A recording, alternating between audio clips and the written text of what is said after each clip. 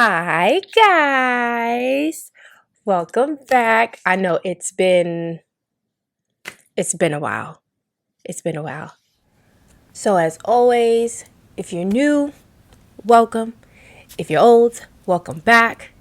It's been a little journey here. I'm still trying to get all of this together. I'm still learning how to podcast. So you got to bear with me, okay? Thanks. And of course, thank you for the support. Like, I really, truly appreciate it. Do not forget to follow the It's Not Kicking podcast. I will try to link it in this episode because I do want to gain the followers here to like take it away from my personal page. That makes sense. So don't forget to follow. Let's get started.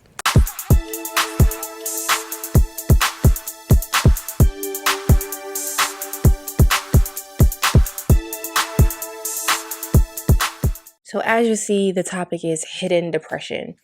And for me, I feel like it's near and dear because I have to hide if I'm sad, mad, anything that isn't happy in front of my son. Like, I have to show him at all times that I am okay, even if I am literally dying on the inside. As children, like when we were babies or younger kids or whatever, we didn't know if our parents were going through something. We just knew that they were mad or they were upset, but we didn't know why, what was happening. Like, that was not a part of our lives. Like, we didn't get a chance to know when they were going through something. So like, you ever heard the phrase like, oh, I never knew my mom was going through this stuff when I was younger. I never knew that this was happening. When as I'm now a parent, I now understand why she was angry, why he was angry. And it's because they had to hide like their depression. They had to hide when they didn't have money. They had to hide when they lost their job. They had to hide when the other parent is not working with the other parent. They had to hide work is giving them hell. You are giving them hell. They had to hide all that stuff from us. And I feel like I'm now in that space where I'm understanding my parents. Like, oh my God, you went through this. And I wasn't that child that understood that you were going through something, because that was not our place. Our place was not to know that our parents are struggling. We never knew our parents were struggling until it got to a point where it was visible. And I feel like I'm going through that right now. For me, my divorce was the very first sign my son knew something was off. Not even divorce. Let's just say the breakup with his dad was the first time he knew something was off. But again, I was able to take him out of that space and put him somewhere else so that he didn't get to see a lot of the things that we went through. Like, I remember that when we moved out and I was living with my parents at the time, and I was crying in the windowsill because I'm like, what? This is not where I'm supposed to be. This is not where we're supposed to be. We had the plan and it just shifted. And the first thing he said to me was, we're going to get our place soon, mommy. And full through, I fell. Like, what do you mean you understand this, little boy? But that has been my thing. So from that moment on, I made sure he never knew when something was wrong, because I didn't like the fact that he knew something was wrong. And it's weird because, we're human at the end of the day, but I didn't want him to know that I was going through anything. So I would hide it the best way I could. And that is going through a traumatizing divorce that led to nothing, to be honest, to a breakup that was so detrimental to me and somewhat to him, that he, like, I didn't want him to know that I wasn't okay. I didn't want him to know that that breakup destroyed me. So I would sit and I would smile, and I would, videos that are not funny to me, I would laugh for him, because you're not allowed to see mommy struggle. You are not allowed to see mommy in tears. I would wait until he was at school or sleep. Now, imagine pretending all day that nothing is bothering you. All day. And then the smallest thing, you snap. And then the person you take it out on is not even the person that actually did it to you. It's your baby by mistake. Because that one little noise that they made, or that one little bump and jump that they made, or that crash was the end all be all because you've been holding it down for this long. I always try to go back to what my mother went through and ask, like, how did she do it with 5 children? How was she able to deal with not seeing her children because she worked so much? Whatever struggles her and my stepdad were going through in their relationship, the struggles that we were bringing to her, especially her only having one child for so long and then raising 5 others, and most of them being girls, and you not having the childhood that, taught you how to be a mom. And now you're dealing with 4 females and a little boy, and it just makes no sense to you that they're going through their, like, us as children are going through something, you as an adult are going through something. I always sit there and try to ask her, like, what the hell was that?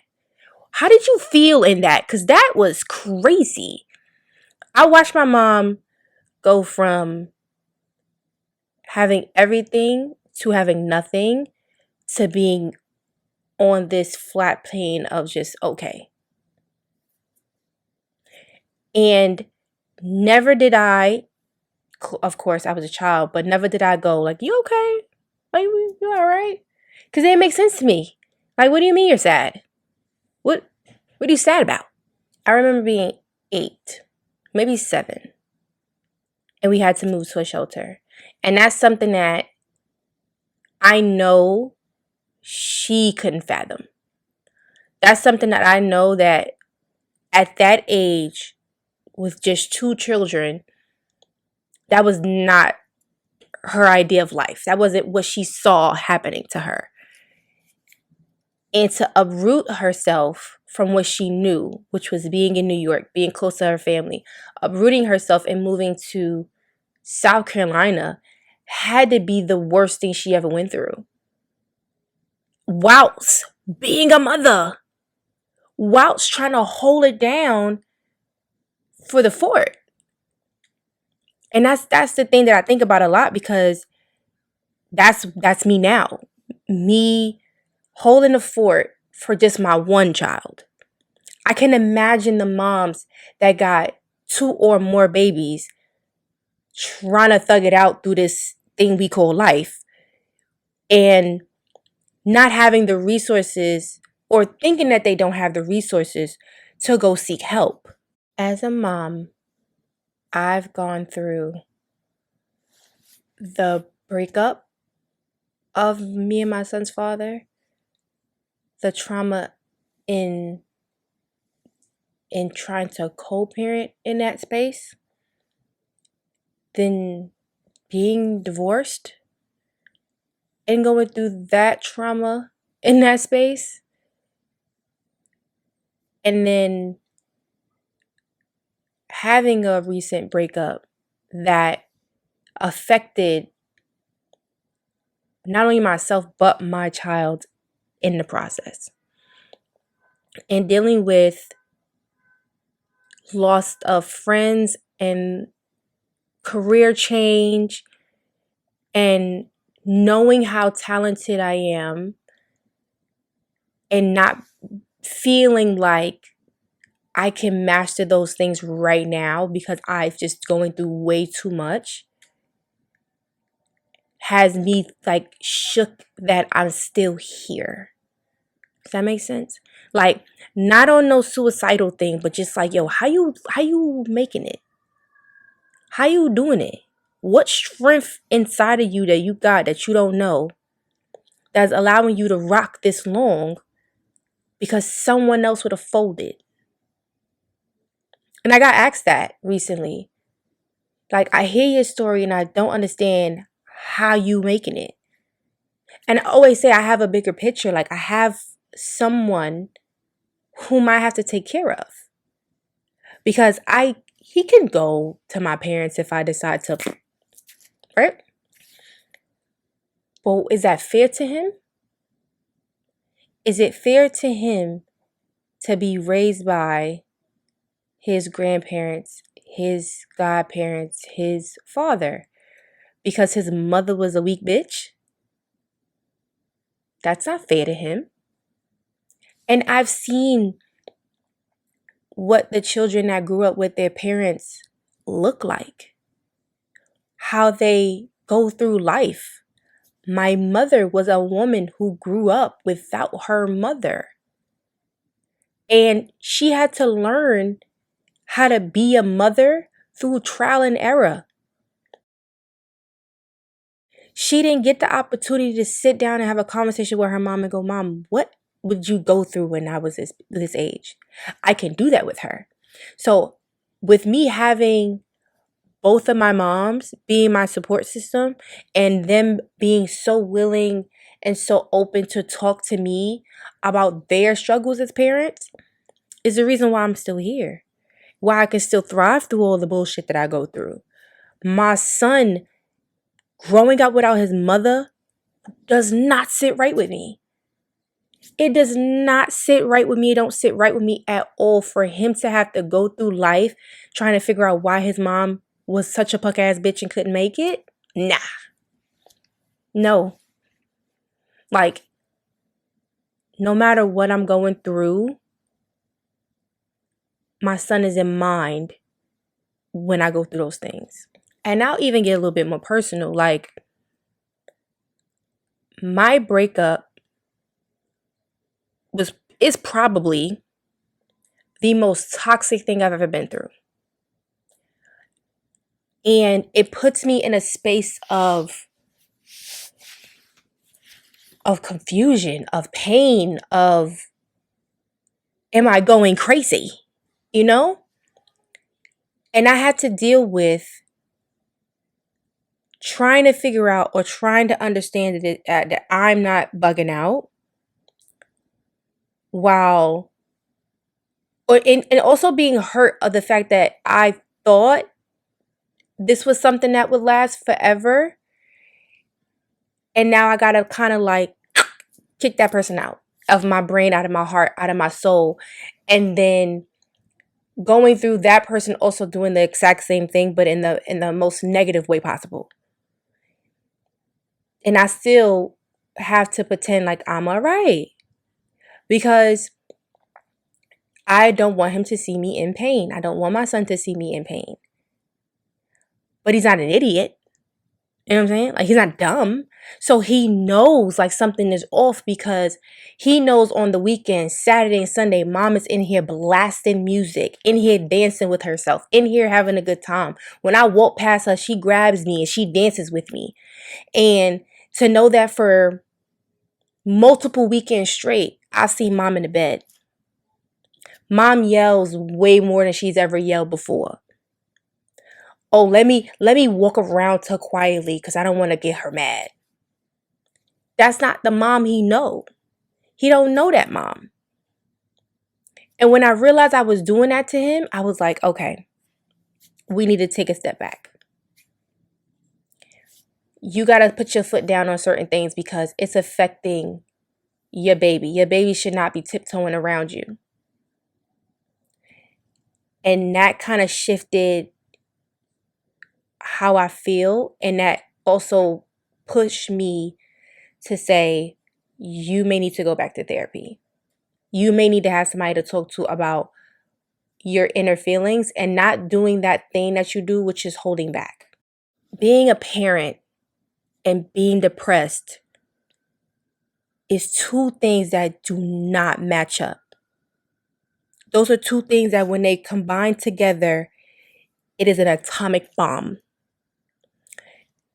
And to hide depression from your children is the most difficult thing I've ever seen or been a part of. Me hiding the fact that I am not okay to my baby has been the hardest thing I've ever had to do. Because I'm also conditioned to be like, your children shouldn't know your struggles.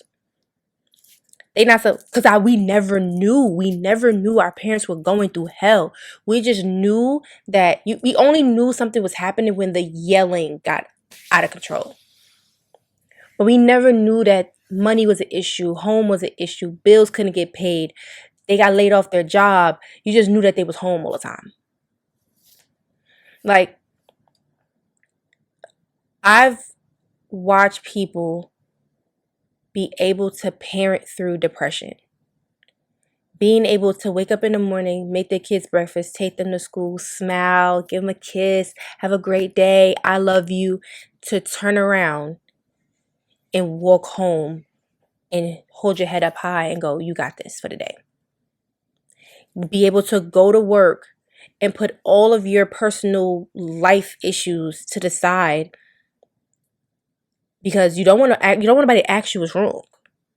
Because you have been told you mad strong. Not knowing I'm ready to go, or I'm ready to end this shit I'm ready to go to jail. I'm ready to murder somebody because look at my life. These people put me in a space.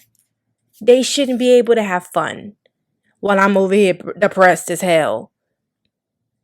And it's something I've watched happen too often, and it's something that I myself have done so often that I'm numb to pain. Like, I don't remember the last time I really broke down, cried, and was like, yo, I'm not okay. Because I'm so used to riding the depression wave and being like, nah, I'm smooth. Because I had to cut it off. You have to cut off your depression when your children are around. You have to be able to watch that weird video and cackle at it, even though it makes no sense to you. You have to be able to watch your kid be like, Mom, look at this. And they do some weird jumping move and you got to cheer them on. So anything that you feel outside of happy for them gets shut down. And it gets pushed in until it pops. And it usually pops on your kids. And I'm being honest here. When I go through my depression and something clicks, the ones like I'm at my, you ever filled up a water bottle and it starts to spew out? When it starts to spew out, he's usually the reason why it spews out. Because that one little bang, that one little crash, that one little scream. And it's like, what the hell are you doing? And it's like, it ain't even that big of a deal. It ain't even that serious. But that was my tipping point. My generational curse that I'm trying to stop with my child is apologizing to him. Because I don't never want him to think that he's the reason. I don't never want him to think that the reason why I'm not happy is because you are here. So I apologize to him. If I flip out and it's too far, I in no way, shape, or form would I sit there and be like, I'm not saying nothing. You know how our parents when we were younger, they was dead ass wrong, but won't say nothing. They'll just be like, are you hungry? Do you want something? Go get you a snack. Let's watch a movie. No. My baby knows apologies. He knows genuine apologies. Because if I'm wrong, I will say to the bottom of my soul, I'm so sorry. And I don't ever want you to feel like I'm angry with you. Mommy is going through something and it was not fair to take it out on you. And I do that to him, not a lot, but I do that to him enough that he knows, like, an apology is going to come. She got to calm down. And he does it to me too. He'll be like, Mommy, I'm so sorry that I am adding to your stress because I'm not listening. We have that thing. And that's the one thing I can say I'm so proud of myself of doing, because at first I was conditioned to do here's some candy, I yelled at you. Or, yeah, you can play a game for an extra hour because I was being mean. Opposed to being like, look, Stink, this ain't mommy's normal mood,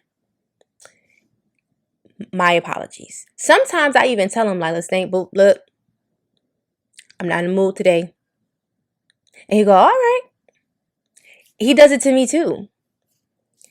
He's like, Mom, I'm just not feeling it today. And I go, okay. I'm trying to break that. I have us both in therapy.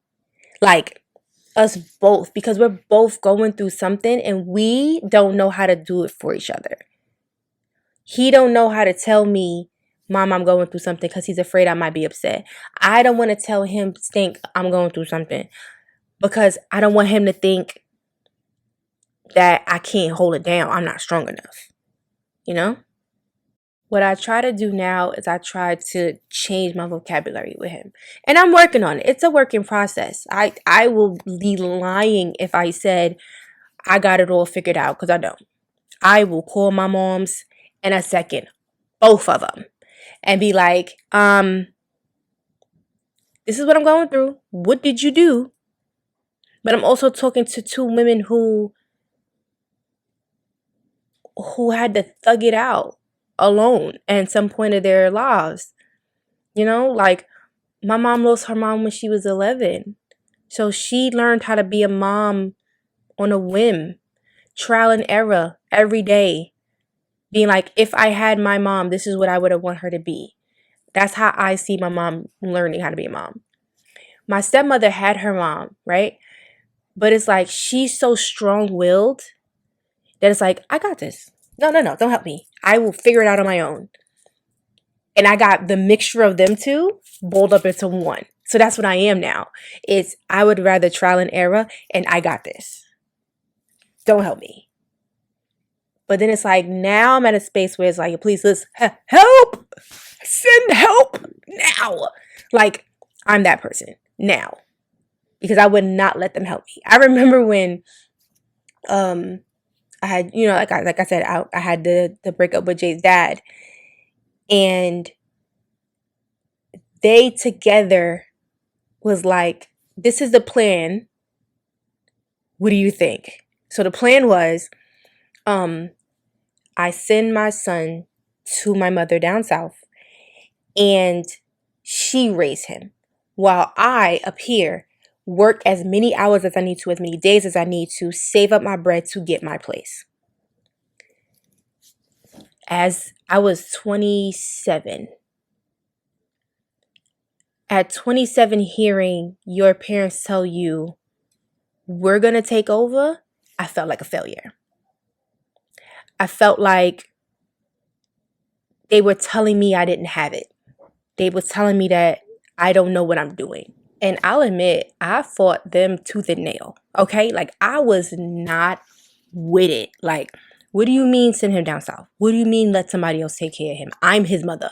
I could do it. I'm going to do it. And I didn't understand that all they was trying to do was just be like, no, like, you are great, Mom, but you need help.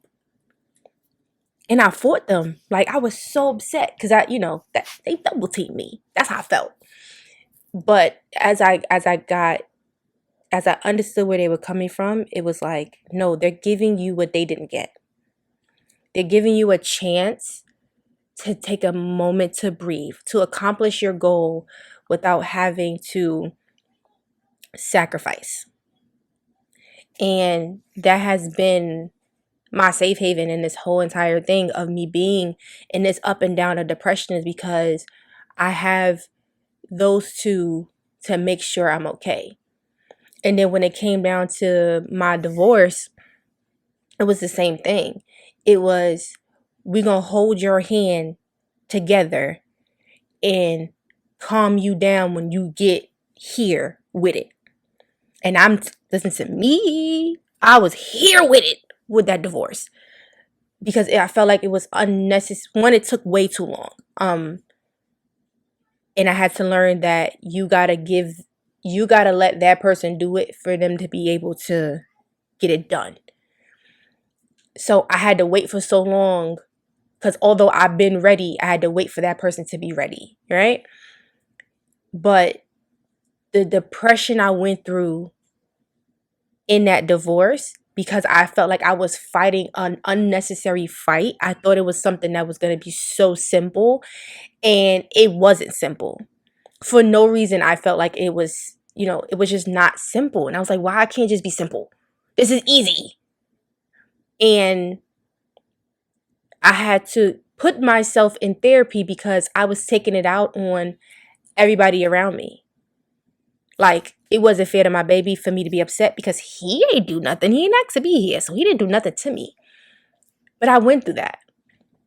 And like I said, going through my recent breakup, me having to, and my son being so close to that person, not being upset with him for asking about them, not being upset with him for thinking that he's around, or not being upset with him that when he sees him he jumps on him. You know what I'm saying? Like, understanding that he's still a child and don't get that when we cut somebody off, we cut them off completely, and me having to do that transition. But then going through a rough breakup, and having to defend yourself in the things that person is saying about you is crazy. And having to act as if everything is okay because I refuse to let him watch me fold. And you're going to hear me say that a lot because that was like my thought process. He's not allowed to watch me fold. I would never allow him to watch me fold, like, at all. I am the queen of I got this. I am. I'm the queen of I got this. I got it handled. I don't need help. I am. I will sacrifice everything to stay home and handle something at home. Even if I need a break. Even if I need just grown up contact, connection, I will sacrifice that. Because I've also allowed trash ass people to tell me I'm not a good mother. Because you're not supposed to go out. You're not supposed to enjoy yourself. Those people put that in my brain. That I'm not supposed to enjoy life because I'm a mom. And I let that happen. And I let what they say dictate that. And I would sacrifice that just to say that I'm a good mom. Whilst damn near dying on the inside. Because I need to see something other than these four walls. I need to see something other than him. I need to hear something other than him. I need to be able to have a moment when I can be an adult and I'm not having those moments. And then having to silently deal with everything that's going on. So I never dealt with the fact that I had to stop my career. I never dealt with that. And by no means is it his fault. Like, I just had to do what I had to do as a parent, and stopping my career was one of those things that I had to do as a parent because he needed me. But I never dealt with it. Going through breakups and not being able to deal with them because the other person wouldn't allow me to go through that breakup properly. Losing friendships and not being able to deal with that because I feel like I got bigger issues. I have bigger things to deal with. So, like, for instance, this summer, I dealt with a lot of loss. And instead of me going either to fix it or going to therapy about it, I shut down completely. And now it's like, I don't want to talk about it anymore. I don't want to deal with it. In this depression, I'm slowly realizing that all those tough conversations I was running from, I'm starting to have them. I'm starting to have them. And I'm starting to mend frictions in this depression that is slowly taking me out of my depression. It is slowly getting there. And I had to set boundaries. Which is something I've never done before. Like setting a boundary is crazy. Because I feel like I'm talking to you like a little child. Like, don't do that to me. And it's like, no, like that's not what I'm trying to do. So I used to never set boundaries, but now I had to set boundaries. I had to tell people, don't show me things that I don't need to see. If this person is speaking on my name, let them. Don't tell me what they're doing. Because I'm on a healing journey, and knowing what these people who don't mean shit to me is saying is not helping my healing journey. Because I'm a person that gives a shit. Like, I care. My care is way too big for my little ass body. And I will internalize all things that are being said about me. Because I got to think about defending my name. I will defend myself to the ends of the earth. Because bullshit. But there are people in the world that don't deserve me to defend myself with bullshit, because I can destroy your entire life with telling the truth. But this is a part of me hiding behind everything. So, like, hiding the fact that I want to be the person to jump in the mud with your ass. I want to be the person to punch you in your face, because that's where my depression has led me. My depression is now not sadness. My depression is anger. My depression is putting people in pain with me. And we don't talk about that. We don't talk about the fact that you gotta swallow how you truly feel in spite of the people that are doing everything they possibly can to make sure that you're miserable. You gotta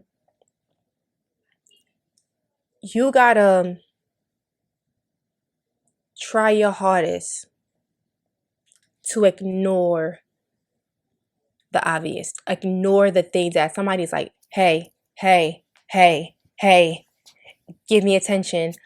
I want you to see it. I want you to be pissed off about what you're saying, what I'm saying. I want you to see this. Someone gonna send it to you. That's why I said, like, my depression isn't sadness. That's why I had to realize that, because I'm like, why am I not crying? I'm a crier. Why am I not crying? Why am I not like in like tears? Because I'm angry now. My depression is anger.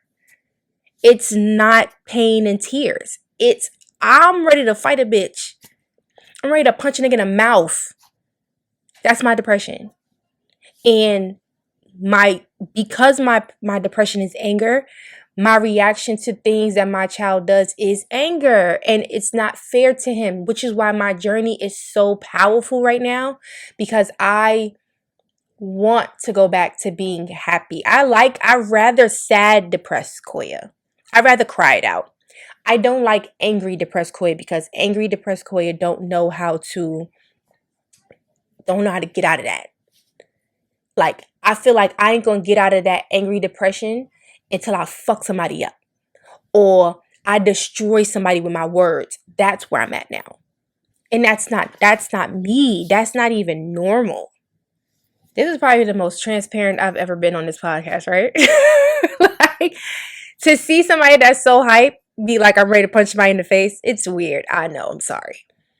But my new goal now is to be able to revert back to myself and being that happy person, and not resorting to anger and conflict. I don't want to be that person. And that's my new journey. My new journey is picking the right people to stick around, knowing who can stick around, and what their purpose is in my life now.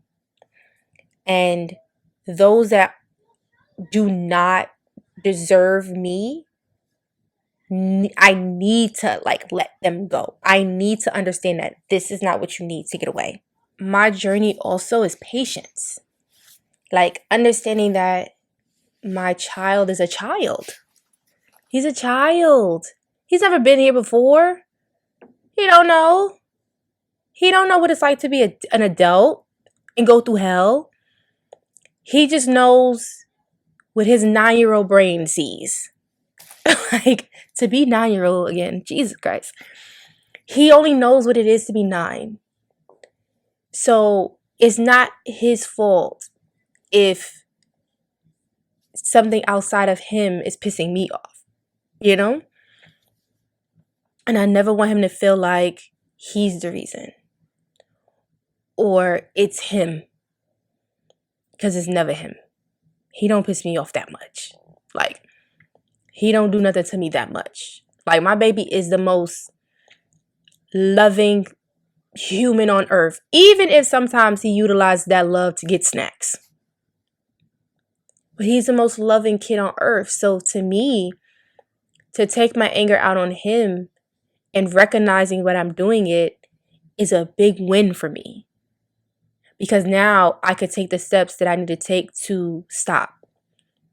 To show him that no matter what, I absolutely adore you, dude. Like, I would go to hell and back for you, kid. And I'm learning that. And I'm learning not to take out my anger on him and focus my anger on who I'm actually upset with. And I believe that is so important, and it's like I said, we don't talk about it enough about how we have to sit here and pretend that we're okay when we're not okay. We have to pretend that we are tip-top shape for our babies, because it's not fair to them to know or to be the person that gets hit with the pain. Like, it's not their fault. And like I said, I'll commend any mother in the world that is doing it with more than one baby. Because with me and my little baby, I'm struggling. I can honestly say that. With me and my one child, I'm struggling on dealing with life and depression. And being able to say I'm depressed without being like, oh, don't say that. That's a bad word. Like, it's real. Being depressed is a real thing. Being depressed as a parent is a real thing. Having to mask pain in front of your children is a real thing. So in this whole thing, my only thought process, my only advice to people is recognize the signs. Recognize that you're not okay. Understand that you're not okay and that you're not going to be okay. And then start taking your necessary steps to handle that. So if that means journaling, if that means a self-care day, if that means therapy, if that means getting on the phone and having a tough conversation with your parent so that you can understand what your parent went through, do that. We need to start breaking the curses of not finding out what happened in the past. Talk to your parents. If they're still here, talk to them. Talk to your aunts, your uncles, your fathers. Like, have those conversations with them, because they can kind of give you a mapped out vision of what they went through when they had you. And what they could and couldn't do when they had you. I say all that to say this. You are a lot stronger than you think. And if you have a support system, thank them as much as you possibly can. Because it's not easy. And if you have children, love them up. Even if you're not feeling the best, because sometimes them little hugs do something to you. Them little I love yous do something to you. Them little how you doings do something to you. And it makes you forget for even a slight second that life is shitty. So That's how I'll be dealing with my stress and my depression, is loving up on my baby, understanding that he is not the reason why I am upset, and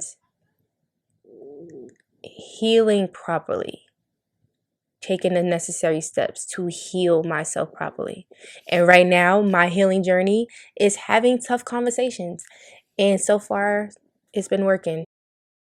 I don't know who my next person is, but that's my journey right now. But